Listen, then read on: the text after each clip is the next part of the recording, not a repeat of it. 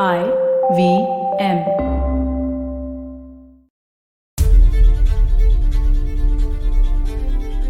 Well, laws are not enough. And we saw this the last time. The Prevention of Atrocities Act 1989 was an act passed to protect scheduled castes and tribes from hatred, hate crimes, hate speech, boycotting, intimidation, and violence. And when it did happen, as it did with Ram Teke in full public view in 1991, the court quashed the FIR on the ground that it was not in public. And our courts determine justice. They determine what is impunity, what is entitlement. In 1968, the Kilvan Mani massacre took place in Thanjavur. 44 people, including children, were locked in a hut and burnt alive because they asked for a hike. They asked for a hike in their wages. What registers as a crime and what doesn't? And what's that to do with reservations, man? Hello and welcome to the show, The Longest Constitution, and we are unraveling public employment and social discrimination, the right to promotion, and the battle for dignity and self-respect. In today's show, we are looking at contestations in and outside court, where the Constitution has failed us, or rather we have failed our Constitution, and where it has not. We will look at the circumstances to what led to defining sexual harassment at the workplace and what that has to do with caste. And it's easy to pass a law, isn't it? It's harder to change social practices. The onus of eradicating untouchability is in fact on us because it is we the people who produce the practice of untouchability. And Articles 15, 17, and 23 are not protection against the state, but from our neighbors, our fellow countrymen and women. But what happens when they swing their axe at us, quite literally?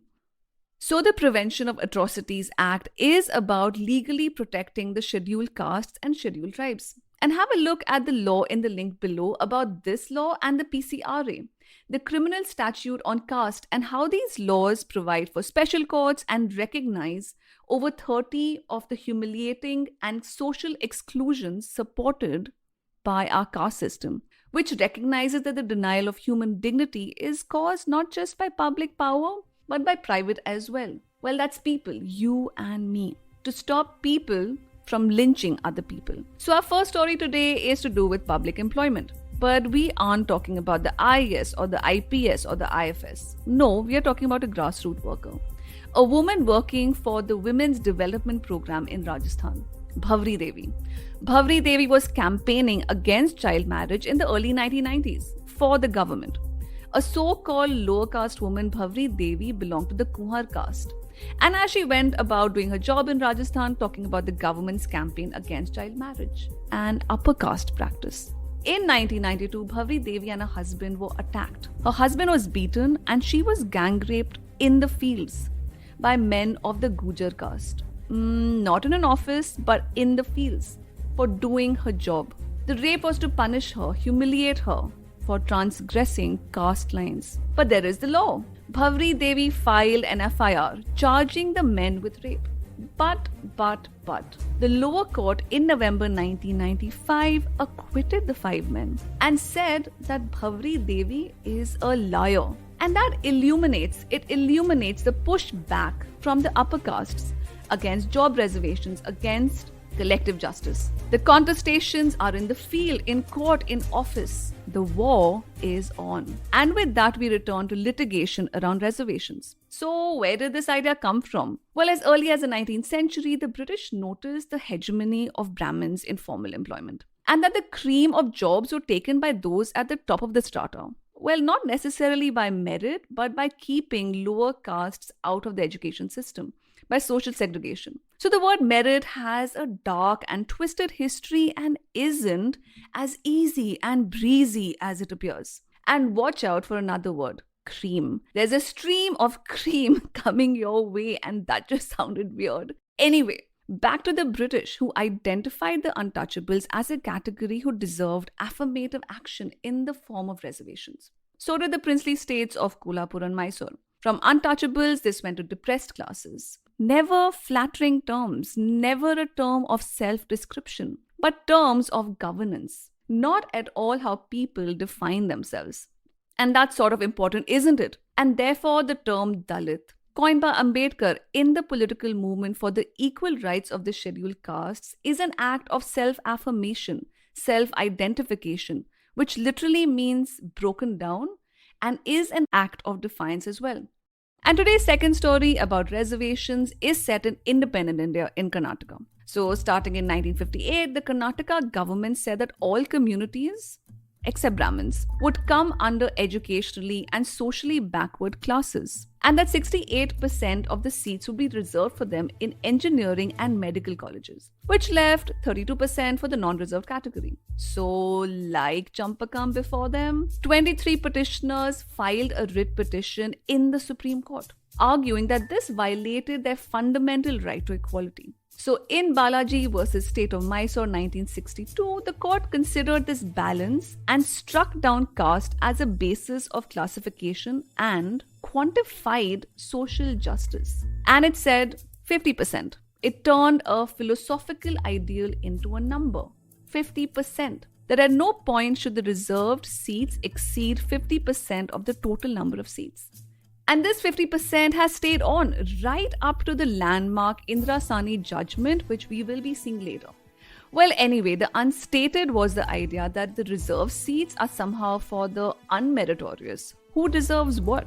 And the whole debate was, of course, what the Constitution says and its vision, which is that Article 15 Part 4 talks about classes, socially and educationally backward classes, not castes. So how does one identify? How does one identify the social and educationally backward? How much is too much? And if there is a 50% cap on the total number of reserved seats, how does one advance the backward? What is that golden balance between the meritorious and those who need affirmative action?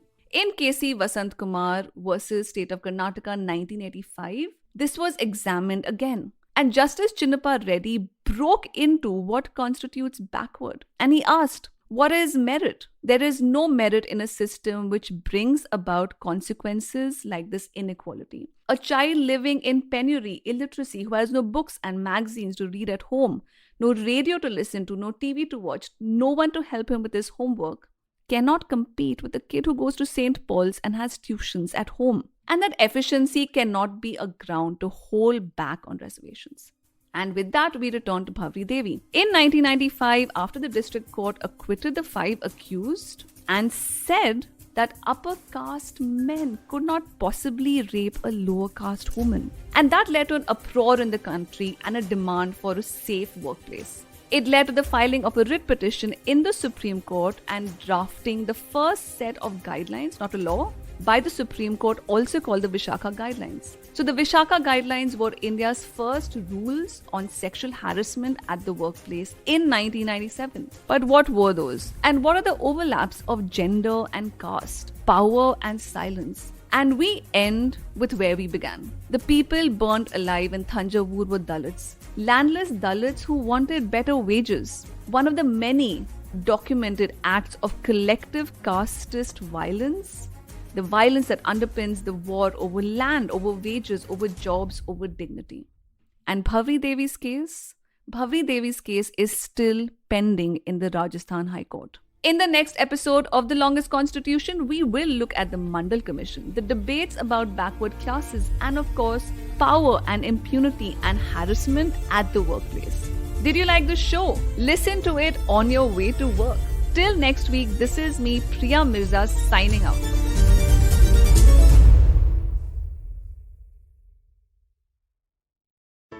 Hey everybody, it's been another great week on the IVM Podcast Network. On Advertising is Dead, founder and CEO of Growth School, Vaibhav Sinasti joins Varun. They discuss cohort-based learning courses and where edutech is headed. Why does every marketer need to understand attention span better? On Smarter with Sid, Siddharth helps us understand the concept of attention and how to leverage it. On Tere Mere Raste, Keshav takes us on a trip to Turkey. He visits the city of Cappadocia.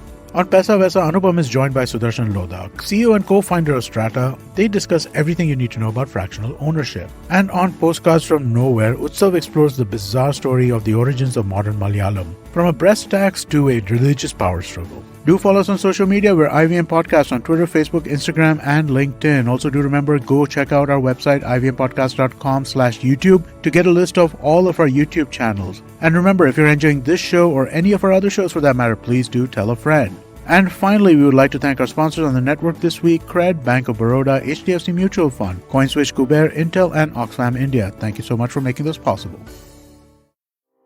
Do you wonder why China does the things that it does? Or want to know how we could improve online privacy? Or perhaps you're thinking about how we can kickstart India's economy.